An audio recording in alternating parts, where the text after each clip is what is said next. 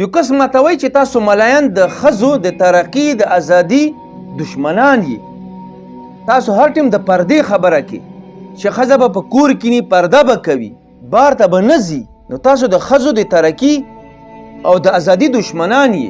دا تاسو ظلم کوي چې ښځې مو په کور کې نیولي دي، بار ته یې نه پرېږدئ، بلکې د ښځې دا حق دی چې بار ته دې وځي، په خپلې مرضي د ازادانه ژوند وکړي. نو ما ورته وویل چې ترقي ته دې ته وایي، ازادي ته دې ته وایي چې د ستا خور لور ځان سینګار کړي، ویښته د کلاو کې، ګریوان د کلاو کې، په بازارونو کې سړو سره څنګ په څنګ ګرځي، زناګانې او نور فحاشي کارونه کوي، په کلوبونو کې پردي سړو مخې ته ګډېږي، پردي سړیو نه خوند اخلي.